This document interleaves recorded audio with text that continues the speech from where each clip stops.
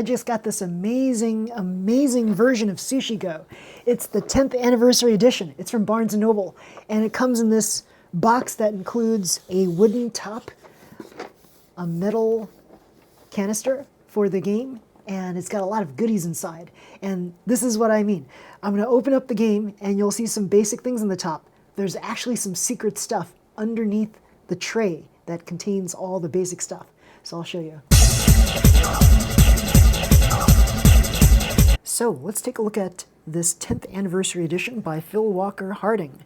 Limited edition bento. They made 10,000 pieces. This is number 4,349, and I purchased this from Barnes & Noble. And inside, it looks like this wooden top has this slot with a rubber band all around it for a nice cushion effect when you close the box. Pretty cool. And the container is made of metal. It's basically advertisement on the bottom, I think. Can you peel this off? It looks like it's glued on here, so you don't want to peel this off. So basically it says, pass the sushi and grab the best combination of dishes, desserts, and many new surprises as they whiz by. Score wasabi points for making the most maki rolls and keep track of who is in the lead with the best boat mini. Be sure to save room for the new dessert strawberry pudding squishy.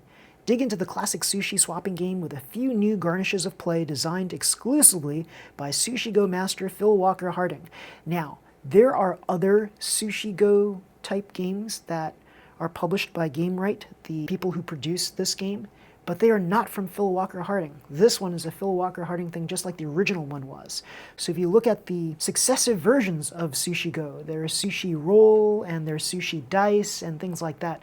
Those are not Phil Walker Harding games. They are basically based on Sushi Go by Phil Walker Harding. This is a Phil Walker Harding endorsed product. And so here you see you've got cards, you've got dice, you've got little counters. Pretty cool. And some squishies and some mystery cards, mysterious cards. Where are they? I'll show you.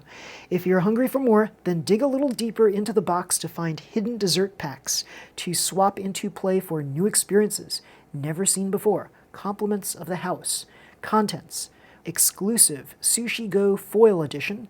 4 exclusive new card packs. 1 strawberry pudding squishy. 1 sushi boat leader marker. 54 wasabi scoring cubes. 5 wasabi scoring bowls. 1 wasabi plate. Very cool. So let's take a look. So here, it looks like, oh, here's something cool. Back when I self-published a little card game called Sushi Go, I had no inkling that one day it would have a special 10th anniversary release. Since the first GameRight edition in 2014, Sushi Go has been published in over 20 languages and has sold more than 2 million copies. It still brings a huge smile to my face to see pictures of kids and adults enjoying the game all around the world. It has been one of the great blessings of my life. When I first designed Sushi Go, I was inspired by Satoshi Nakamura's Fairy Tale and Antoine Bauza's Seven Wonders. Both of these excellent games use the pick-and-pass draft mechanism. I was so taken with this idea that I wanted to make a similar game, but simple enough that just about anyone could play. 2 people deserve a special mention for making Sushi Go such a success. Jason Schneider saw the potential of the game, signed it, and made exemplary decisions in bringing it to market. Nan Rangsima created the game's completely adorable art, which is an essential part of its appeal. Thank you both. I'd also like to thank everyone who has bought a copy, showed the game to their family, or taken it to a friend's house. Your excitement to share Sushi Go is why the game has had the life it's had. This anniversary edition is a special gift to the fans, with some fun accessories and a few new gameplay surprises too. I really hope it encourages you to get back around the table for another game. Keep on playing and don't forget your pudding. So, pretty darn cool. Now, I'm going to show you this little conveyor belt sushi video. I took it at Kira Sushi, and basically the pick and pass kind of thing. You can think about this game as sort of like that, conveyor belt sushi.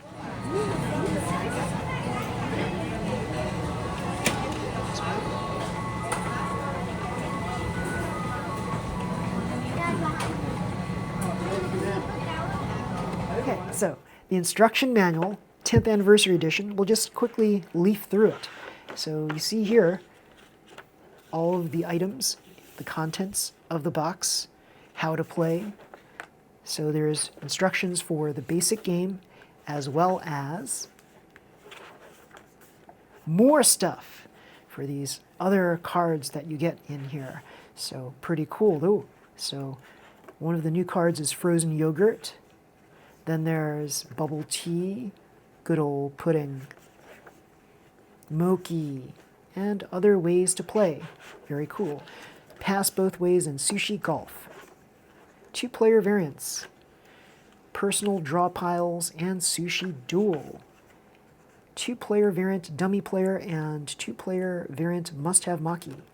So, still hungry for some more? Oh yes, there's also Sushi Go Spin Some Dim Sum. I also purchased this. And again, it's another non-Phil Walker Harding product, I believe. So somebody else made this whole thing here, I think. So, let's move on. Quick game summaries. You can use this as a reference card. Ooh, look at this. So, here are the wasabi counters.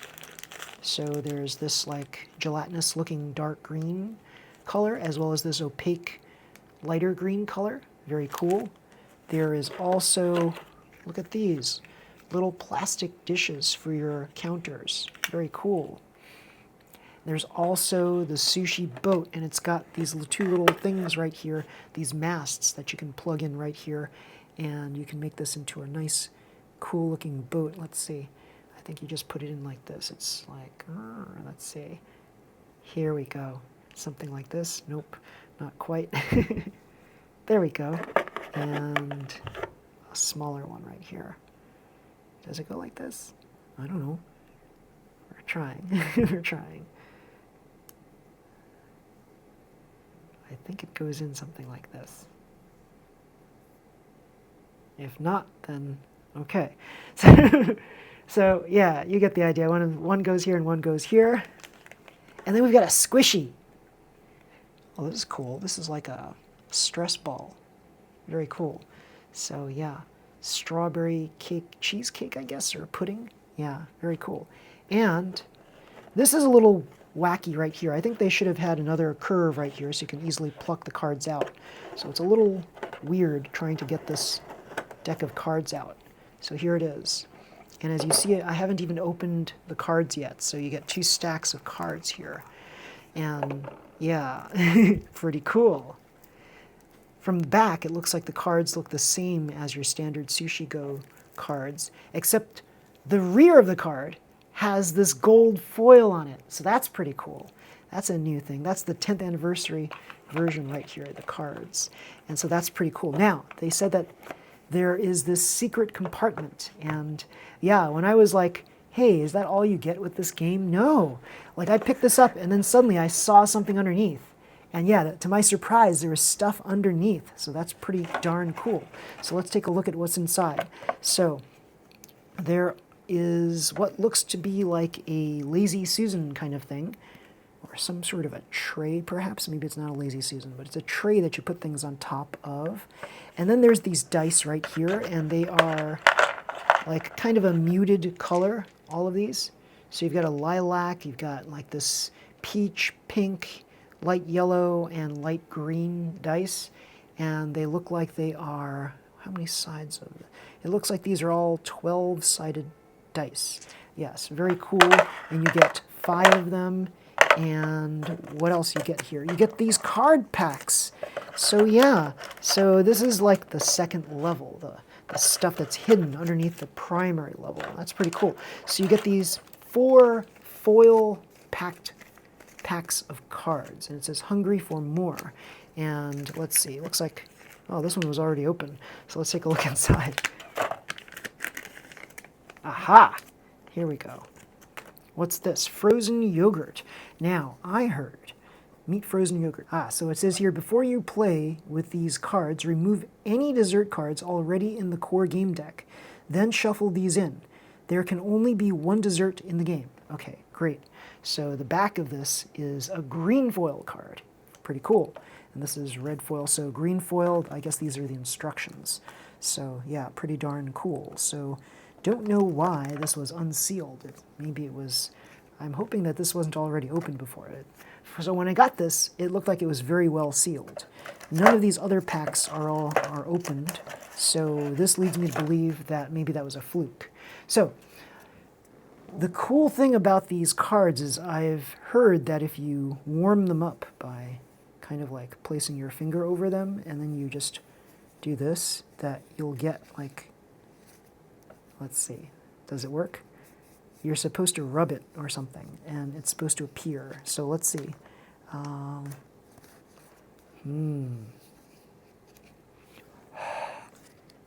So breathing on it doesn't work. What the heck? How about this? Does this one work? Oh. Are you supposed to breathe on? I don't know. So let's take a quick peek at the instructions and see how we reveal. See, there's something that's supposed to, maybe it's heat activated, maybe you rub it off, and then you see what's underneath here. So let's take a look at this. So, what does it say? It says here, you're not allowed to warm up a frozen yogurt card to reveal its point value until it is in your hand.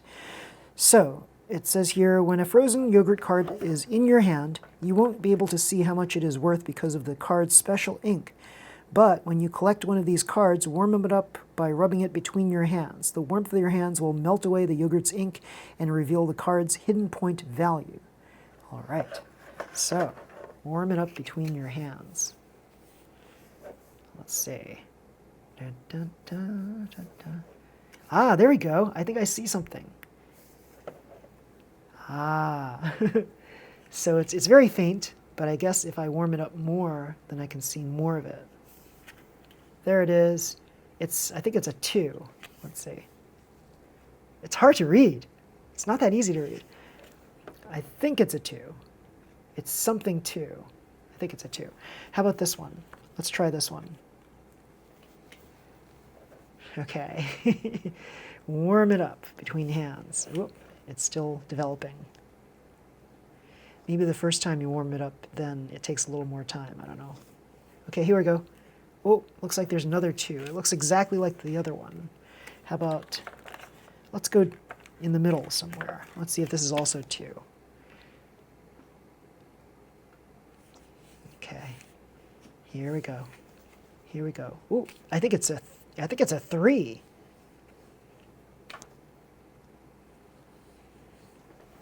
Yeah, it looks almost like a 3 this time. Let me see, should I? So, I think this is a nice idea, but it's so hard to read this. I think it's a 3. If you look at it closely, it looks like a 3. I think my hands aren't warm enough too. So what happens if you have like very low body heat, right? So this won't work out very well. So I think it's a 3. So yeah, and there must be a 1 in there somewhere too. So it's probably either 1, 2, or 3. And yeah, according to this right here, it looks like this person got a 2, this person got a 2 over here. So that's pretty cool that these cards are worth different values, and that's pretty cool. Let's find out what's in these packs here. First time I'm opening them up. Maybe I should just cut them, right? Yes. Oh, here we go. Moki. Very cool. So, Moki, and with something to do with the dice on here. Yeah. So, meet Moki. Before you play with these cards, remove any dessert cards already in the core game deck. Then shuffle these in. There can only be one dessert in the game. So, meet Moki. So, do they look different, any of these cards, or are they the same? It looks like they're all exactly the same card. Okay, so again, the green instruction card and the red ones that you can mix in with your other cards. That's pretty cool. Let's find out what's in this one.